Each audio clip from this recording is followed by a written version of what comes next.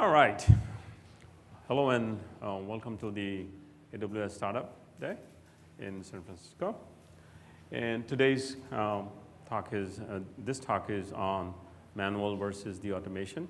How and when do you start taking a manual process and move it to an automation process? I'm Akhtar Hossain. I'm a solutions architect with AWS. I've been with Amazon Web Services for 3 years. I'm based in New York. Recently moved to Austin with the healthcare and life sciences divisions of AWS.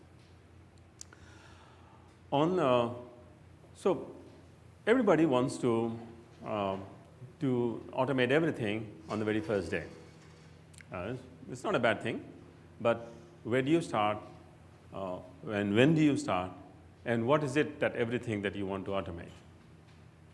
That's some question that you need to ask yourself before jumping into there, right? For every processes that you have in your company, large or small, there is a time when you reach a break-even point when you need to do automation, where spending more time on doing manual is not going anywhere. To stay competitive and to be protecting your company against disruption from competition, disruptive competition, you need to think about automating it. So,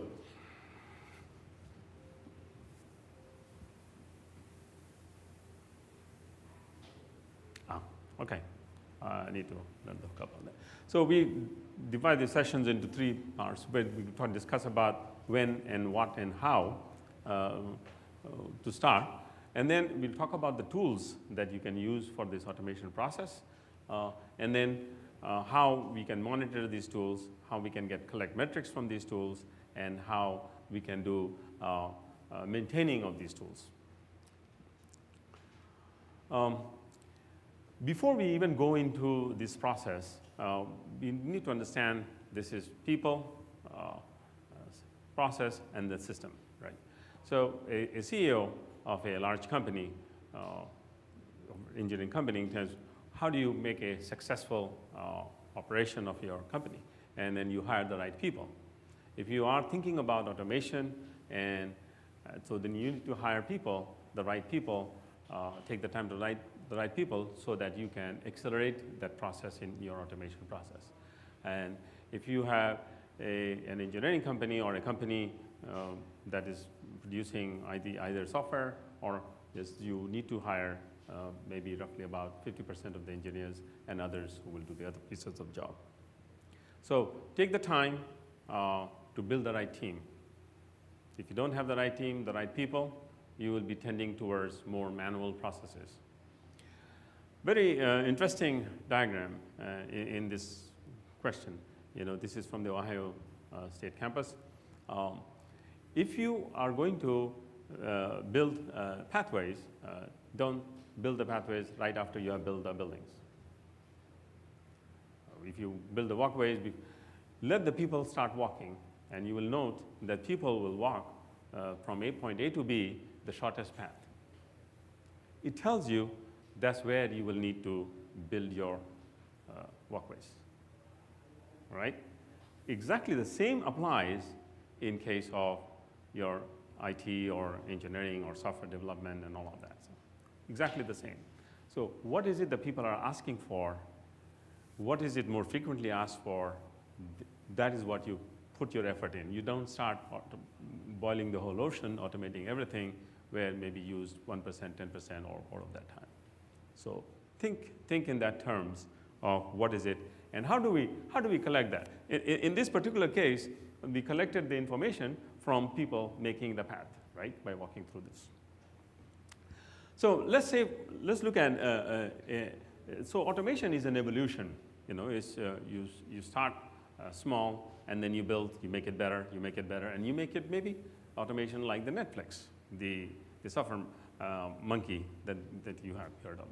So what happened? You get a request for maybe building a Kafka cluster, or any cluster, maybe a database cluster, or maybe an Elasticsearch cluster.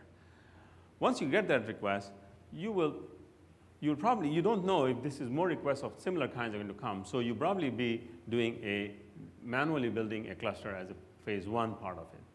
Manually building, if you, in terms of AWS terminologies, if you say you could go to AWS console, management console, and build a cluster there. Right? When you start getting more and more of these requests, few more requests, then you say, I should automate this, because then I don't have to be building all this, clicking all of these all over the place to build a cluster. So maybe you can write a script to build the cluster, or you could probably use, if in terms of AWS, you could use CloudFormation. How many of you are familiar with CloudFormation templates in AWS? So you could build a cluster, and then, so this is phase two. Now you're getting more and more requests for building a cluster. So you are becoming a bottleneck. You are becoming a blocker in the process of building a cluster. You are thinking about, in the third phase, you have learned a lot by manually, then through scripting or through now you want to surface that as a self-service to the end user requesting it. There are many ways you could surface that. You could, one way in AWS, you could do that through a AWS service catalog. You could take your CloudFormation template that you may have built, or the scripts that you may have built underneath, and then surface it through a service catalog or some kind of an API or some kind of a web UI. So as you can see, you don't start automating right the first request that you get, but through phases as you build. So what are some of the common things that come into play in an IT environment would be like a request for deploying a code change, request for deploying a database migration maybe a schema change in the database, or maybe a configuration change in your network, or access requests, log, password reset, all of that stuff, right? If you are small, if you are a small company, then you are in the middle of that, and you know what those requests are coming through and what most frequently those people are asking for. But as your company grows,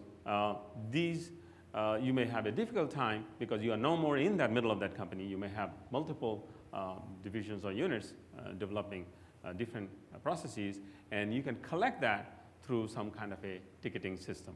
So if you have a ticketing system, then you collect the data from the ticketing system. Based on that data, you can say which of these requests have more frequently occurred. You can take it further. You can create a report from there and take it to your management and see we need funding to do some automation. And by this, you can be competitive and evolve. So let's look at an example of this. So you have a developer. He has a code base, a code change, or a feature change he has added. Maybe one of the microservices that Kevin was talking about, and he wants to push it. He needs to give it to the QA, who will do the integrated testing, or maybe you have done some unit testing, then you do the integrated testing, and then that team passes on to the DevOps team to put it into production. So the developer now is sitting and waiting to know when will this be in production, right? I mean, he needs to wait for the QA team when they get the time in their time, and they're on to the deploy. What if the developer has an ability and we provide him a platform or an automation or a self-service for doing run testing, integrated testing, unit testing, and all of that. And then he also has a way to as a self-service, to deploy his change into production. In AWS terms, if you are thinking about, or if you're using AWS technologies and tools, you can think about, as I said, CloudFormation template as one of the ways of pushing some things. And the other tools that you could use is the code star or the code pipeline that can take the CI/CD pipeline. You can take a submission of a feature or an update that has been approved, has gone through the approval process, and then go through that pipeline of building, testing, and deployment, right? So we'll come to that in a little bit more details. So automation, closely with all your teams, not just in your IT environment or the team that you're working with, work with your sales team, with your marketing team, with your HR, payroll, and all others. You want to remove the blocking in all aspects of your company, in all divisions of your company, so that the company as a whole is leveraging that automation and moving forward. So small investment in the process early on, and hiring the right people, building the right tool, and building it at the right time, and investing in the right places will get you to what you want to achieve. It's generally too early to automate. It's never too early to automate, but usually too late once it is done. So you may go to a company and you may find that they are still using manual processes for a long time. And you may ask why you are using that. Why have you not automated it? The process or the manual process has been so convoluted or complex that nobody seems to understand who is doing what pieces and not being able to automate.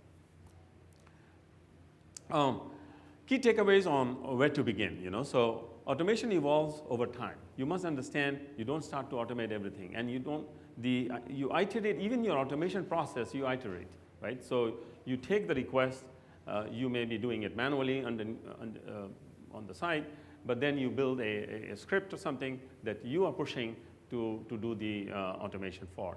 And eventually, your goal and objective is to self-service automation, right?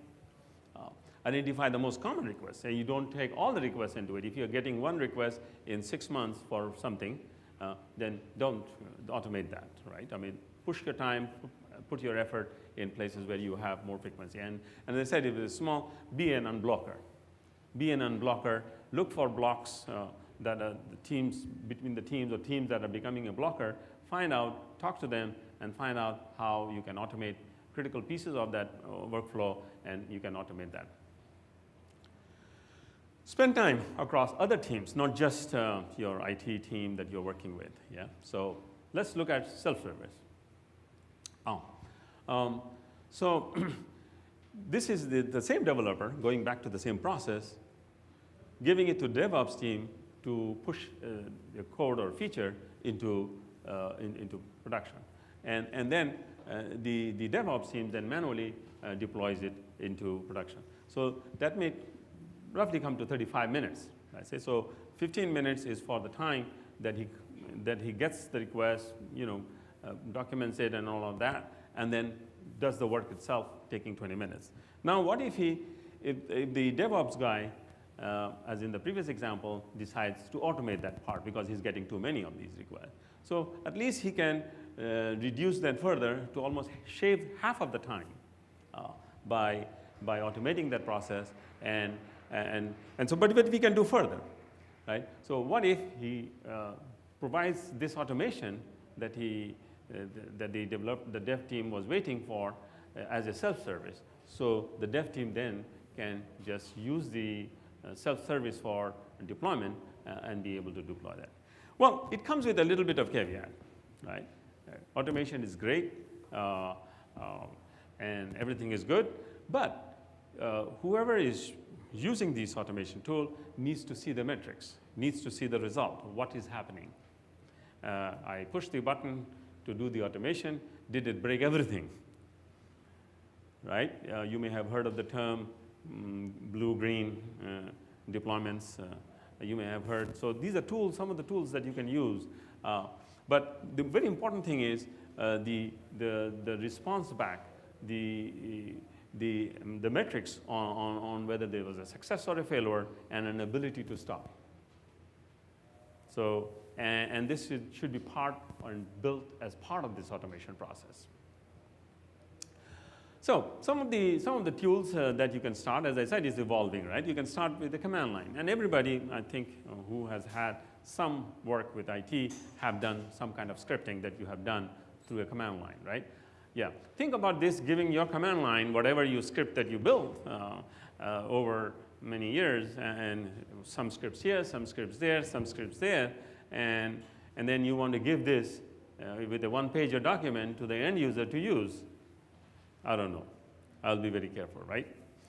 Because you may have versions of the scripts and all of that stuff. So this could go, the next level on that would be creating an API of your automation, surfacing that through an API like Kevin was discussing or showing it to you, a microservice you are exposing as an API and other services starts using it, right? So you can provide an API documents, maybe like an SDK with an API documents that underneath the layer does the automation for you and you provide it. But then there is some problems with that too, the versions of the API, the documentation of the API, so it has to be pretty elaborate and all that stuff. Coming back, people have used a web interface. So you have a web page, you provide the parameters, you provide the configurations information, maybe subnets, blah blah blah, the security that you want, and then you push a button on that, and it does that.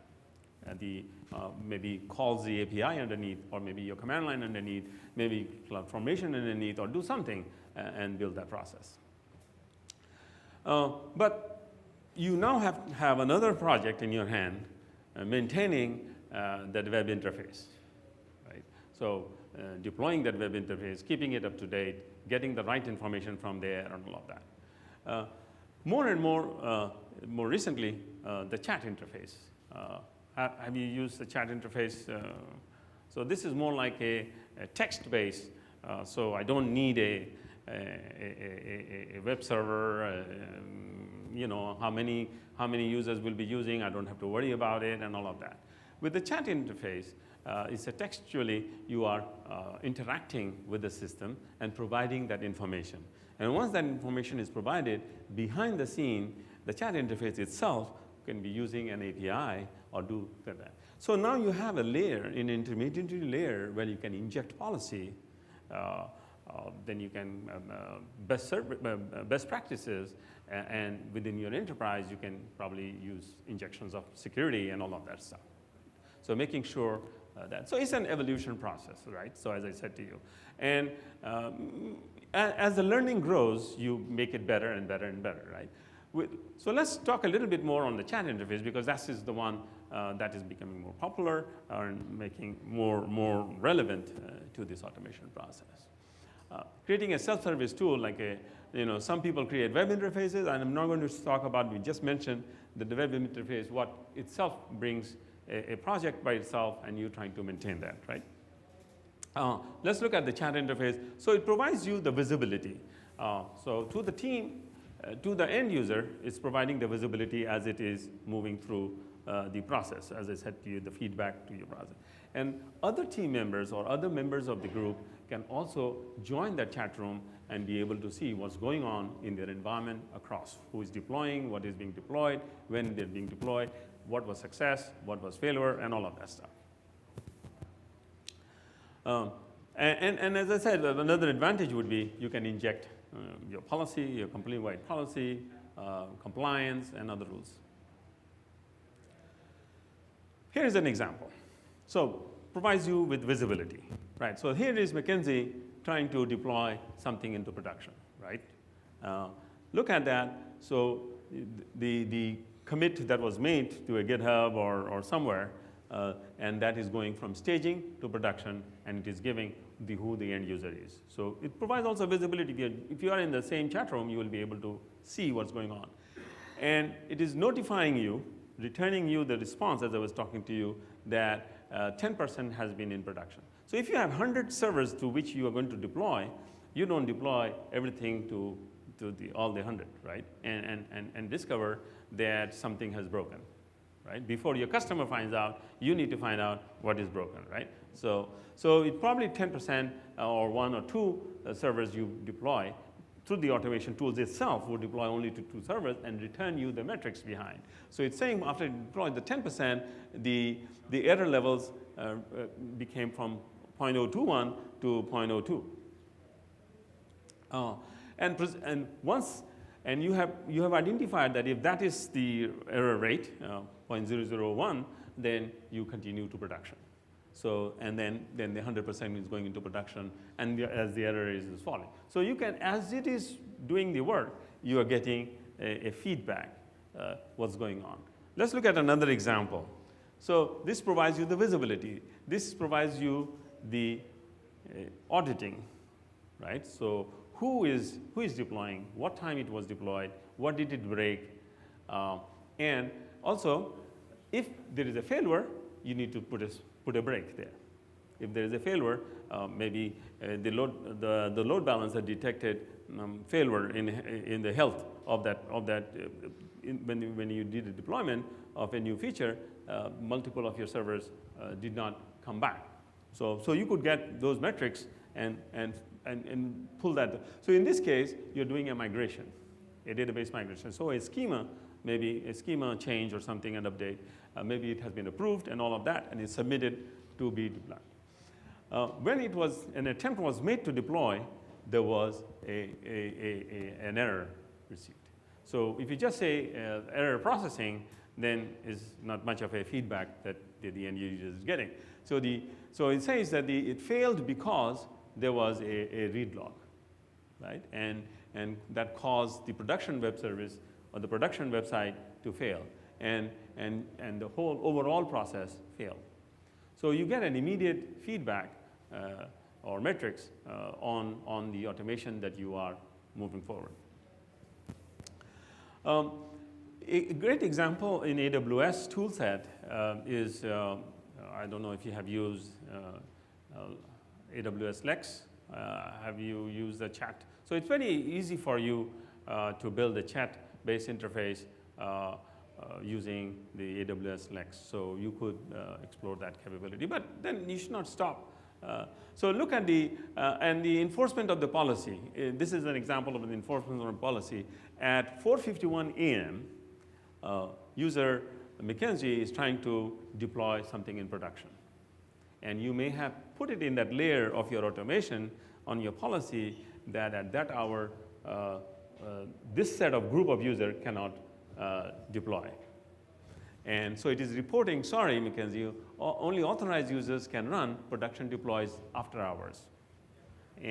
But it is telling that what is the cause of my stopping you from doing it, and it says how you can take the next step.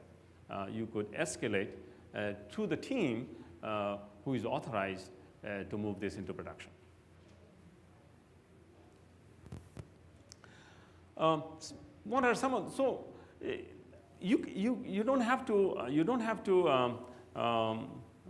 you can take lots of open source tools that are available in the market. You don't have to build everything from scratch. Even your automation, you don't have to build from scratch. You can get some of these, the Hubot, and if you're familiar with using Ansible, and you can interface with the Ansible script, and you can call the Ansible playbook and do the deployment for you. So, for example, in this case, you have you are interacting with Hubot as an interface tool, and then calling the Hubot is calling that interaction tool is calling that CoffeeScript, and which is just a layer on a shin calling the actual Ansible playbook.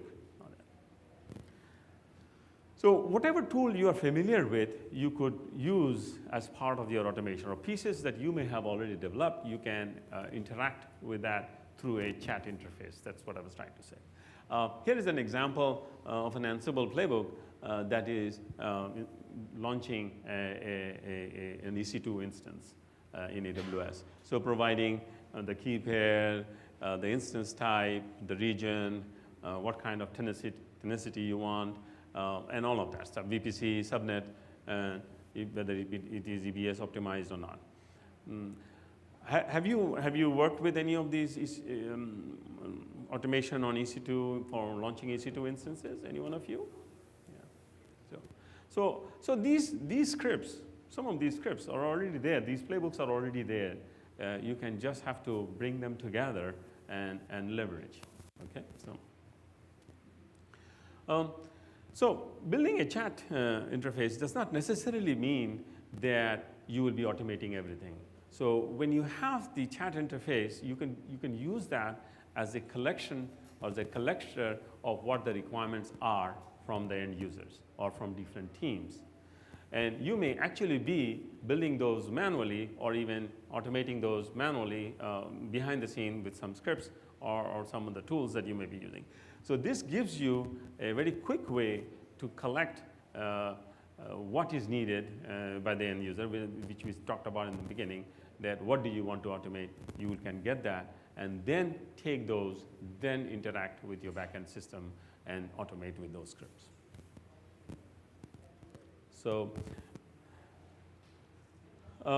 so some takeaways on this. So self-service tools allow teams to move quicker without being blocked on others. So your tools, your automation, the objective is to unblock the flow of a process that you have. So your team's unblocking it, you help the team to automate that process. Teams need confidence, but people using the self-service needs confidence that what I am sending out is not breaking anything. And if it is breaking anything, it needs to be reported, and so incrementally it should do that and should be reported, and then I should know why it is failing, and then how I can stop it. Automated process should have manual fallback. So if, for example, the chat interface is not working for whatever reason, the platform out there is not working, can I take the request manually or through an email and still be able to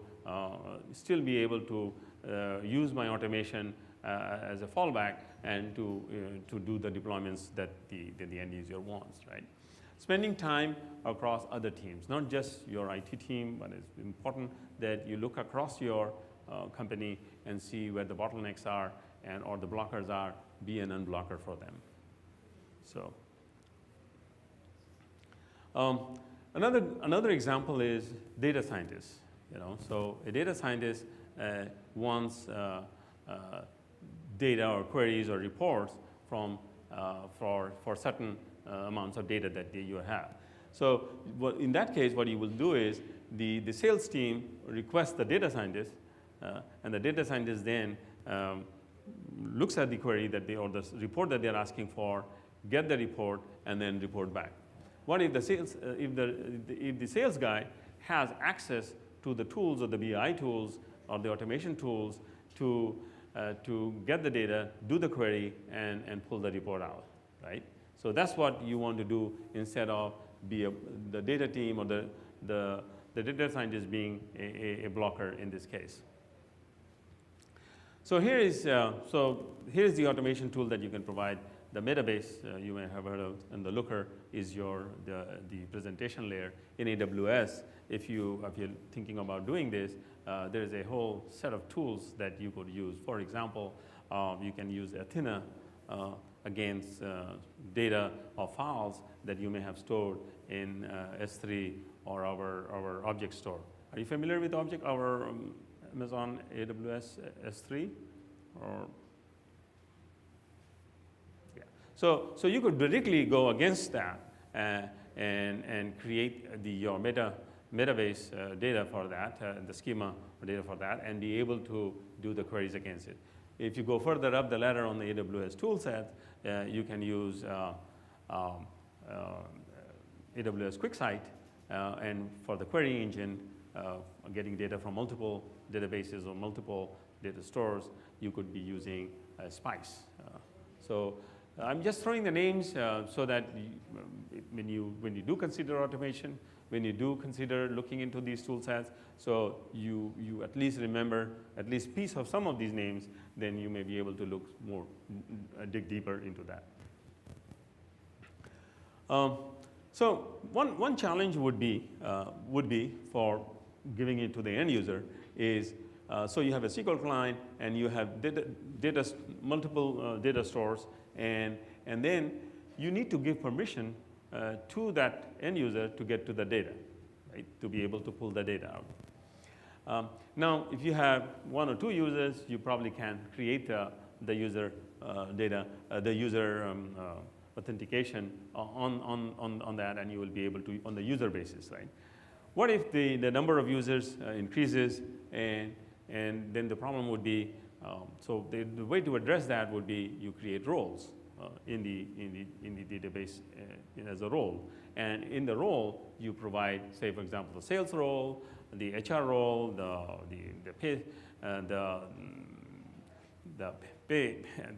payroll system roles, and all of that. And then you can associate users to that underneath that, and be able to get access. And based on the role, you build the authorization, which part of the data, which databases or which data that you can access. Right? So, but as I said to you about the tools that I was talking to you in AWS, like I was talking to you Spice, and then I was talking to you about QuickSight, these have built-in capabilities that can work with your directory services, where you have the sales group defined, users defined, and can control the access through that. So integrated access to your data.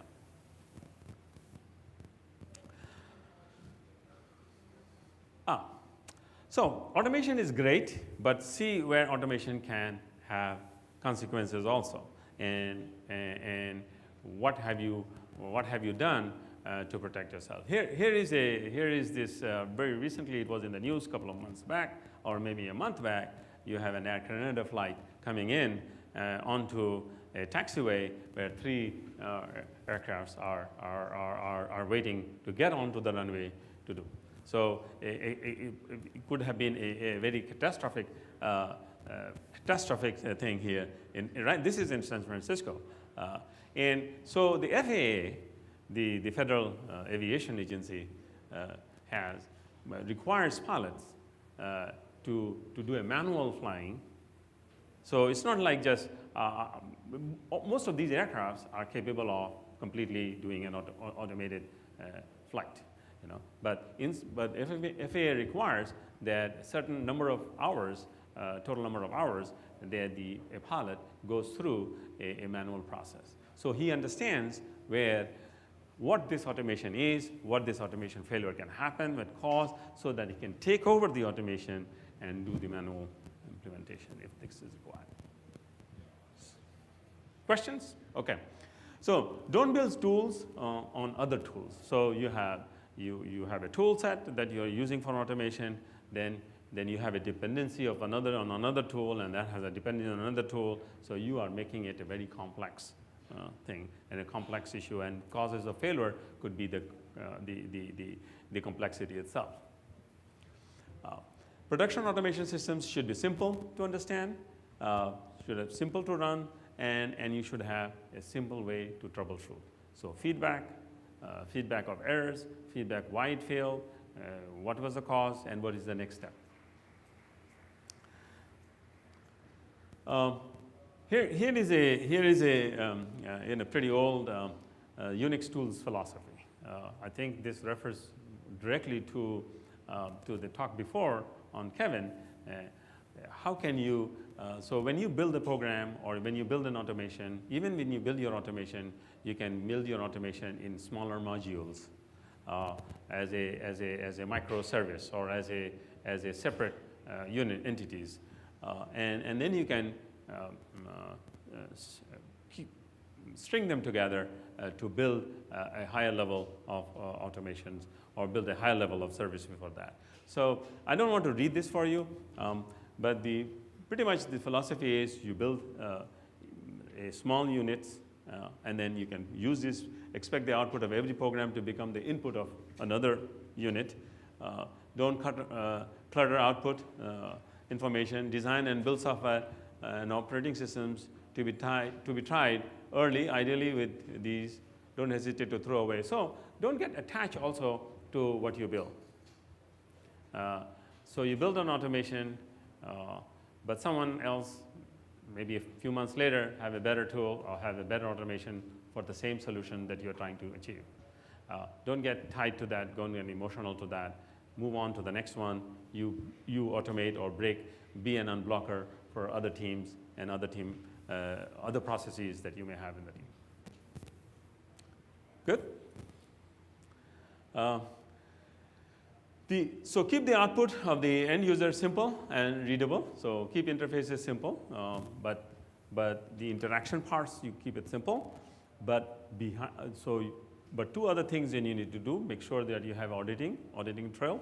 The automation has built-in auditing capabilities, and you have a lot more detailed logging behind the scene. So you can analyze this logging later if you have to do root cause analysis or issues or problems that you may have had. And on failure, you should be able to take a corrective action.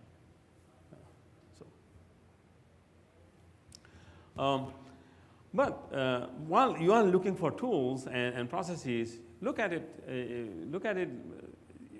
with a simple mind. There are some tools like the key macros can be used very easily to automate certain things. And have you done that before you are writing scripts to do a simple thing? You could probably be using instead of doing manually, maybe cutting from here and pasting there, and use the keyboard macros that you have in your hand and do that. So don't disregard simple tools also that can solve the solution or the thing that you want to solve, rather than trying to write a huge automation script or tools that will do a very simple task. Here is an example of where if this, then that. Normally you get an email maybe for a ticket that needs to go to someone else, and instead of doing this manually, cutting, pasting, and all of that, you can glue this into kind of a workflow or the steps into a process. And in AWS terminology or terms, the tool set, you can use AWS's step functions that would allow you to glue many of your processes or pieces of the processes that you can pull together and string together as a function. I wanted to, have you used Alexa? You're using Alexa? So how can I tie? So Alexa uses the same tool behind that I was talking to you about, Lex, the AI tool and behind that. So we could use Alexa to do the deployment, for example, right? I mean, I could say, Alexa, give me the production rate, and it will go behind the scene through your automation tool and pull the error rate. Or you may say, ban source IP of this, right? Or a range of this IP, you can say. These are great, and maybe the next generation or next evolution would be this, but I will be a little bit careful because how do you do authentication of your voice, right? Who are you who is asking Alexa to ban from this range, right? So maybe for read only, like production rate, error rate, how many deployments we have made, what deployments we have made, how many servers we have made, and what is the error rate is, great, right? But for authorization and all of that purposes that require, I wouldn't, at least at this point, I wouldn't do that. So you have a voice recognition to be able to authenticate whether you fall into a user group of DevOps or DevAdmin or not, right?